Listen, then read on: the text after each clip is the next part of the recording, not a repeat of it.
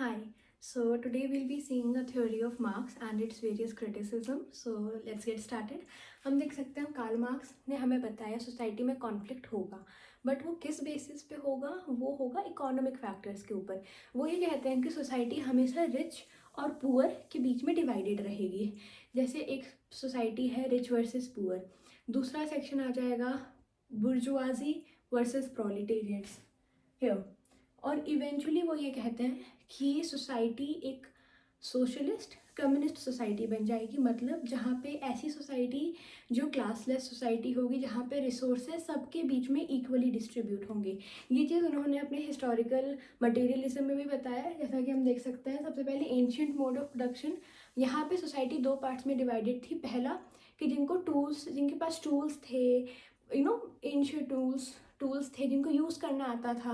Second was जिनके पास tools नहीं थे, जिनको यूज़ करना नहीं आता था। Then we switch to slavery, जहाँ पे सोसाइटी डिवाइड हो गई मास्टर्स में और स्लेव्स में। Then we have feudalism. Feudalism means आपके पास लॉर्ड्स है, आपके पास सर्व्स है। मतलब लॉर्ड्स वी कैन से जिनके पास एक हायर स्टेटस वाले लोग, और सर्व्स उनके पास काम करने वाले लोग। देन वी हैव कैपिटलिज्म, जहाँ पे बुर्जुआसी और प्रोलिटेरिएट्स का कंसेप्ट आता है। And then ultimately after all these stages we have socialist and true communism. तो सोसाइटी इन सारे स्टेजेस के बाद यहाँ पर आ जाएगी। ओके इसके बाद कार्ल मार्क्स का क्रिटिसिज्म दिया है फ्रांसिस फुकुयामा ने।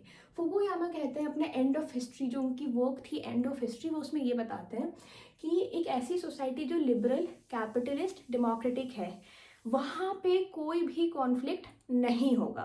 वो ये कहते हैं कि जो सोसाइटी है वो कम्युनिस्ट और सोशलिस्ट से it will move towards capitalism, but this is the it is totally opposite to historical materialism, जहाँ पे मार्क्स ये कहते हैं कि कैपिटलिज्म से society will move towards socialist and true communism. But Fukuyama कहते हैं फ्रॉम कम्युनिस्ट एंड सोशलिस्ट, जो कंट्रीज या सोसाइटी जो कम्युनिस्ट और सोशलिस्ट आइडियोलॉजी फॉलो करती हैं, they will move towards capitalism. Example हमारे पास है रशिया और नॉर्थ कोरिया का।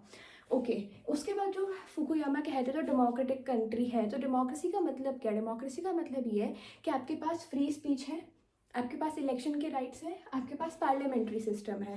लेकिन ये सारी चीज़ें तो बहुत सारे ऐसे कंट्री हैं जहाँ पे ये सारी चीज़ें नहीं हो रही है, but they're showing it to the world कि हम डेमोक्रेटिक हैं। फॉर एग्जाम्पल चाइना ये कहता है China is one party system, वहाँ पे एक ही पार्टी इलेक्शन में खड़ी होती है और वही पार्टी हमेशा जीतती है।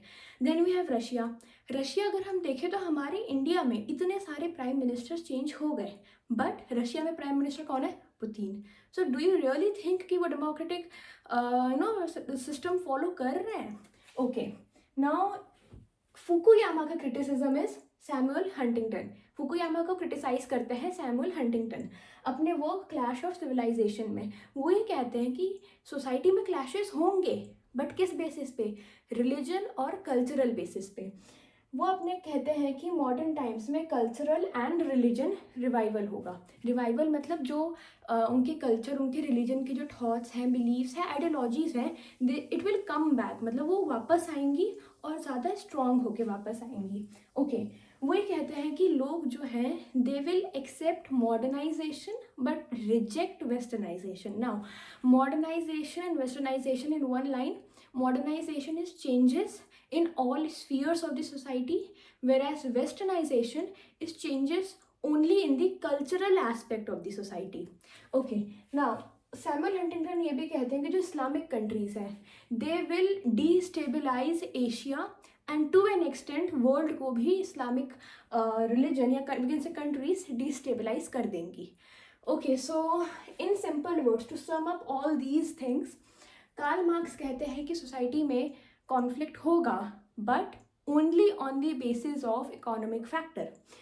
फ्रांसिस फुकुयामा कहते हैं सोसाइटी में कोई भी कॉन्फ्लिक्ट नहीं होगा। सैमुअल हंटिंगटन कहते हैं कि सोसाइटी में कॉन्फ्लिक्ट्स होंगे, क्लैशेस होंगे, बट सिर्फ इकोनॉमिक फैक्टर पे नहीं, लेकिन रिलीजन और कल्चरल बेसिस पे भी होगा। सो वी कैन से कि सैमुअल हंटिंगटन एक तरीके से कार्ल मार्क्स के जो उनका ओपिनियन, जो उनका थ्योरी, उसमें वो एक तरीके से ऐड कर रहे हैं कि सोसाइटी में जो क्लैशेस हैं, जो कॉन्फ्लिक्ट्स हैं, वो सिर्फ इकोनॉमिक फैक्टर पे नहीं होंगे, but it will also be a result of cultural and religious basis. So this is it. Thank you.